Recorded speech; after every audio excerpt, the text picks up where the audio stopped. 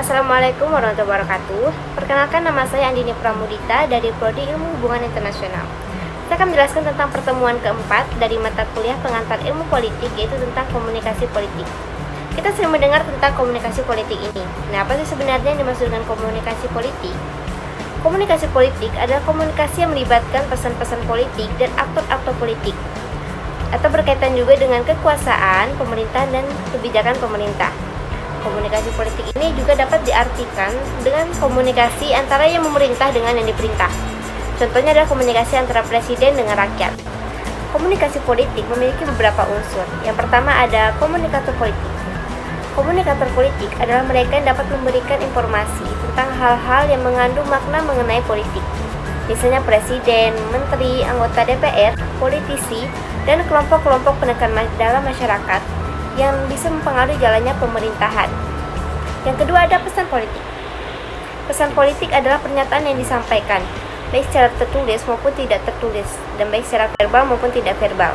Pesan politik ini misalnya ada pidato politik, pernyataan politik, buku, brosur, dan berita surat kabar. Selanjutnya adalah saluran atau media politik. Saluran atau media politik ini adalah alat atau sarana yang digunakan oleh para komunikator untuk menyampaikan pesan-pesan politiknya. Nah, contohnya adalah media cetak, media elektronik, media online, sosialisasi, komunikasi kelompok yang dilakukan oleh partai, organisasi masyarakat, dan sebagainya. Yang keempat adalah sasaran atau target politik. Nah, ini adalah masyarakat. Masyarakat ini diharapkan dapat memberikan dukungan dalam bentuk pemilihan suara kepada para partai atau pada kandidat di dalam pemilihan umum. Yang terakhir adalah pengaruh atau efek komunikasi politik.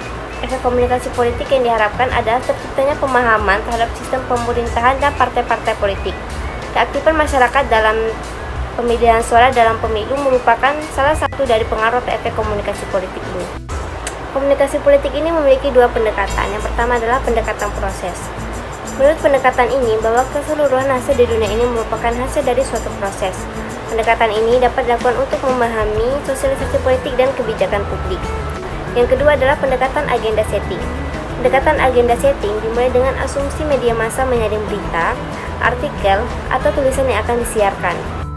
Dalam melakukan praktik komunikasi politik ini sudah mengalami 4 distorsi. Yang pertama adalah distorsi bahasa sebagai topeng. Nah, apa maksudnya? Bahasa yang disampaikan ini biasanya lain dari yang dimaksudkan atau lain dari kejadian yang sebenarnya. Nah, yang kedua adalah distorsi bahasa sebagai proyek rupa. Lupa bahwa yang disampaikan ini bukan hanya atas satu orang, melainkan atas puluhan bahkan ratusan juta orang. Yang ketiga adalah distorsi bahasa sebagai representatif. Nah, terjadi bila kita melukiskan sesuatu yang tidak sebagaimana mestinya. Contohnya adalah gambaran orang-orang Muslim dan orang-orang Arab oleh media Barat. Terakhir adalah distorsi sebagai bahasa ideologi. Ada dua perspektif yang cenderung menyebarkan distorsi ideologi ini. Pertama, perspektif yang mengidentifikasikan kegiatan politik sebagai hak istimewa sekelompok orang atau monopoli politik kelompok tertentu. Yang kedua, perspektif yang semata-mata menekankan tujuan tertinggi pada suatu sistem politik. Nah, mereka yang menganut sistem perspektif ini biasanya menitikberatkan pada tujuan tertinggi suatu sistem politik tanpa mempersoalkan apa yang sebenarnya disampaikan oleh rakyat. Demikianlah yang dapat saya sampaikan mengenai sistem komunikasi politik. Wassalamualaikum warahmatullahi wabarakatuh. Terima kasih.